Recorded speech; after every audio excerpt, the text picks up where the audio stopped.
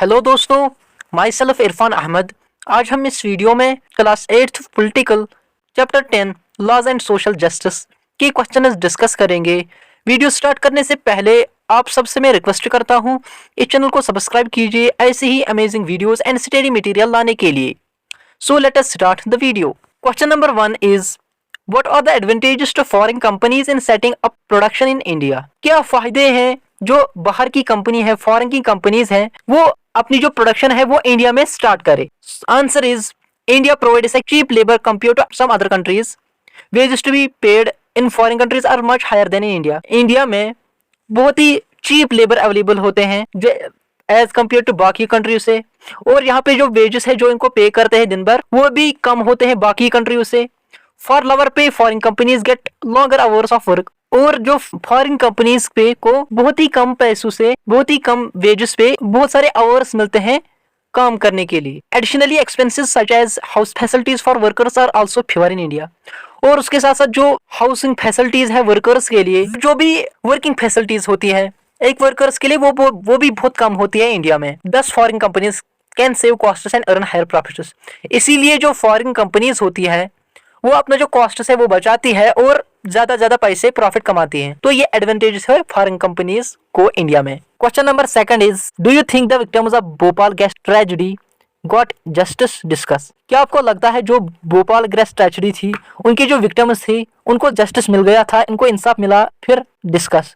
Answer is the victims of Bhopal gas tragedy did not get justice. The disaster was caused due to the gross neglect of safety measures by the management of the factory. जो Bhopal gas tragedy के victims थे उनको इंसाफ नहीं मिला। ये disaster हुआ due to the gross neglect of safety measures. उनके जो सेफ्टी मेजर्स है उन्होंने उनको नकारा, मैनेजमेंट ने उनको नकारा, इसीलिए ये इतना बड़ा डिजास्टर हुआ। The government of India represent the people to legally claim compensation for the affected people. और जो गवर्नमेंट थी इंडिया की, उन्होंने रिप्रेजेंट किया उन पीपल्स को ताकि उनको कोई कंपनसेशन मिल जाए जो भी उस डिजास्टर से अफेक्ट हुआ। The government demanded $300 billion but had to accept meager $3 billion but had to accept meager $470 million from the company. Government ने डिमांड किया था उनको $3 billion बट कंपनी ने खाली $470 million दिए। Today 24 years after the disaster, people of Bhopal are still fighting for justice.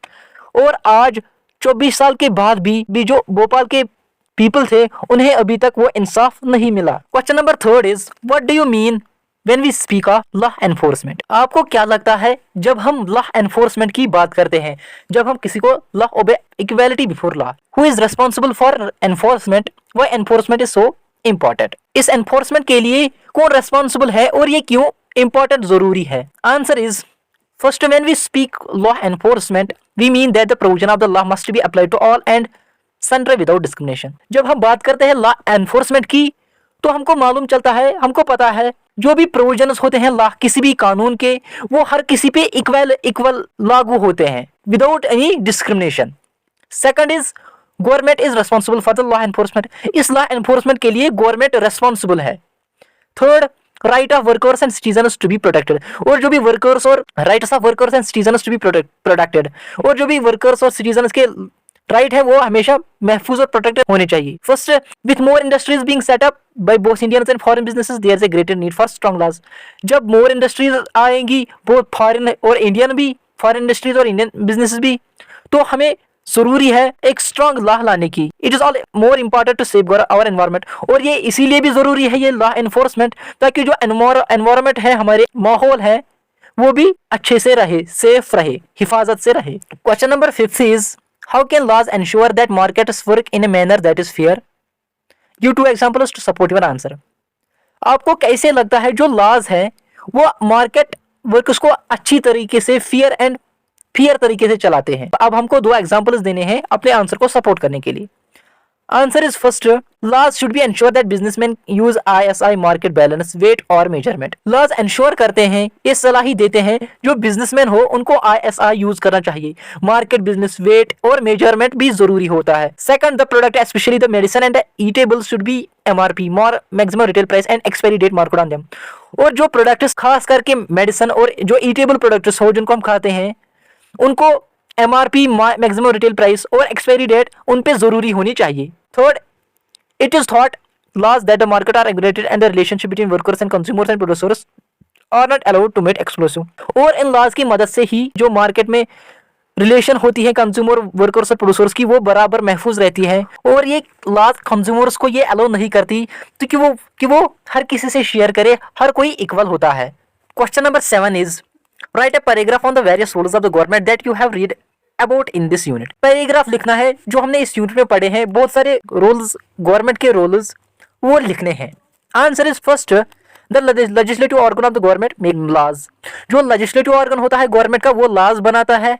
Second, the executive organ of the government implement these laws. वो इन laws को, जो सेकंड है एग्जीक्यूटिव, वो ऑर्गन होता है गवर्नमेंट का जो इन लॉज को लागू करता है, इंप्लीमेंट करता है। And enforcement of the laws safeguard the interests of the minorities. और इन लॉज को ओबे करता है, हर कोई इक्वल है, और प्रोटेक्ट करता है माइनॉरिटीज को। Third is the judiciary organ of the government decides punishment for the law breakers. और जो जुडिशरी ऑर्गन होता है गवर्नमेंट का, ये डिसाइड करता है पनिशमेंट जो भी लॉ को वायलेट या ब्रेक करे। Fourth is the government ensures that the social justice is achieved in the society. और गवर्नमेंट ये एंश्योर करती है जो सोशल जस्टिस है वो सोसाइटी में अचीव होती है। For example, workers do not work below minimum wages. जैसे कि वर्कर्स तब तक काम नहीं करेंगे जब तक उनको बराबर वेजेस नहीं मिलेंगी, वो बिलो वेजेस काम नहीं करेंगे। Child labour is not practised, और चाइल्ड लेबर भी प्रैक्टिस नहीं की जा सकती। Fifth, the government also undertakes welfare functions are met. और जो भी वेलफेयर फंक्शंस होती है सोसाइटी के लिए, वो भी गवर्नमेंट का रोल अदा करती है। तो ये सारे रोल्स होते हैं गवर्नमेंट के। Question number 8 is what are the sources of environmental pollution in your area. कौन कौन से सोर्सेज है जिससे एनवायरमेंटल पोल्यूशन होता है आपके एरिया में। Discuss with respect to air, water and land. हमें एयर और वाटर और लैंड पोल्यूशन देखना है। What are the steps being taken to reduce the pollution, can you suggest some main measures. और कौन कौन से स्टेप्स लेने चाहिए ताकि जो पोल्यूशन है ये कुछ हद तक कम हो जाए, और कौन से मेजर्स लेने चाहिए, और सजेस्ट करे some measures. Answer is first, the source of environmental pollution in our area are, first is air is being polluted from smoke coming from factories, chimneys। जो air है वो पोल्यूट होता है स्मोक से जो फैक्ट्रीज और chimneys से निकलता है।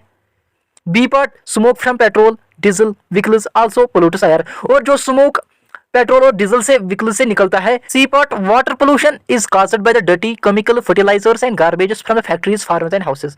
और जो वाटर पोल्यूशन होता है वो किससे होता है, जो डर्टी केमिकल्स होते हैं, फर्टिलाइजर्स होती है, और जो गार्बेज हम घरों से निकालते हैं, और जो फैक्ट्रीज और फार्मर्स से निकलता है, उसी से जो वाटर पोल्यूशन है वो होता है।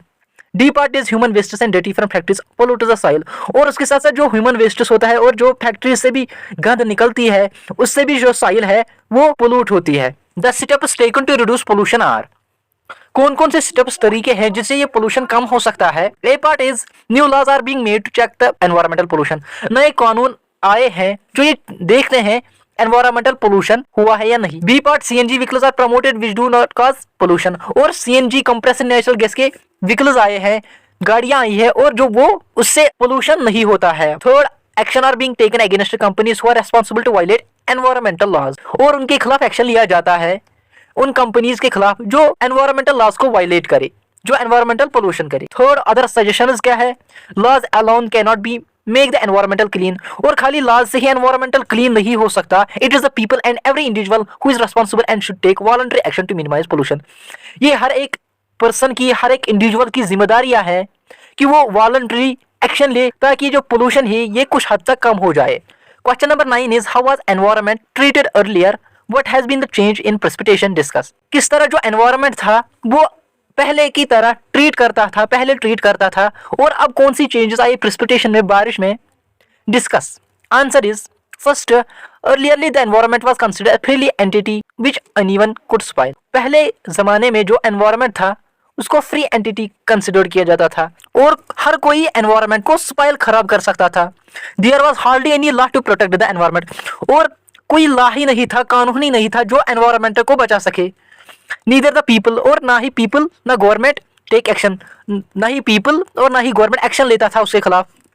Second, the Bhopal gas tragedy has brought the issue of environmental to the forefront. और जो भोपाल गैस ट्रेजेडी हुई उससे जो एनवायरमेंट का इशू वो सामने आया। Indian government has introduced laws to protect the environment. और उसके बाद इंडियन गवर्नमेंट ने लॉज इंट्रोड्यूस किए, लॉज बनाए ताकि वो जो एनवायरमेंट है वो प्रोटेक्ट हो सके। The court has declared the environment to be a public facility and the government is responsible for the checking the pollution. और कोर्ट ने ये फैसला किया, ये डिक्लेयर किया जो एनवायरनमेंट है वो पब्लिक फैसिलिटी है और गवर्नमेंट इसके रिस्पॉन्सिबल है पोल्यूशन को चेक करे और रिवर्स को क्लियर करे और पुनिशेस द रॉन्ग डोर्स, और हर किसी पर्सन को पुनिश करता है जो भी डिसऑनेस्टी या बिहेव गलत तरीके से करे। Question number 10 is what do you think the famous cartoon R.K. Laxman is trying to convey in the cartoon? और आपको क्या लगता है जो फेमस कार्टून है R.J. Laxman वो क्या कन्वे मैसेज करना चाहता है, क्या बोलना, क्या कहना चाहता है अपने कार्टून में? इस कार्टून में how does it relate to 2006 law that you read, और किस तरह ये रिलेट है जो 2006 में लॉ बनाया था उस जो आपने पढ़ा। It is really cruel burdening kids like this. I have to hire that a boy help my son. और ये it is really cruel जब burdening kids जब अर्ली स्टेजेस होती है एक बच्चे की, I have to hire a boy, और मुझे कोई लड़का हायर करना चाहिए जो मेरे सन को मदद करे। Answer is first, I think the famous cartoonist is trying to draw our attention towards child labor. हम ये सोचते हैं जो ये फेमस कार्टूनिस्ट था वो हमें अटेंशन देना चाहता था towards child labor, जो बच्चों को काम कराते थे। In this cartoon, a rich woman hires another child to lessen the burden of heavy school bag on her child's shoulders. और इस कार्टून में एक रिच वुमेन एक बॉय को हायर करती है, एक अनदर चाइल्ड को हायर करती है to lessen the burden of heavy school bag, और ये लेसन देना चाहती थी कितना भारी होता है वो स्कूल बैग एक चिल्ड्रंस के कंधों पर। Second is the law of 2006 is an amendment to the child labour and prevention act, और जो लॉ 2006 में बनाया गया था वो अमेंड किया गया था चाइल्ड लेबर और प्रिवेंशन एक्ट को, which bans child under the 14 years of age. Child labour को बैन करता है 14 ईयर्स के एज से कम लोगों बच्चों को फ्रॉम वर्किंग काम करने से एज डोमेस्टिक सर्वेंट, और डोमेस्टिक सर्वेंट में टी शॉप्स पे भी, डोमेस्टिक सर्विस पे भी और चाय के दुकानों पे भी काम करने से बैन करता है। तो इस तरह से होता है ये यूनिट खत्म। अगर आप किसी भी चैप्टर या किसी भी सब्जेक्ट के क्वेश्चंस देखना चाहते हो या लिखना चाहते हो, आप इस चैनल की प्लेलिस्ट चेक करें, वहां सारे चैप्टर्स प्लेलिस्ट में मिल जाएंगे। So thank you so much for watching the video.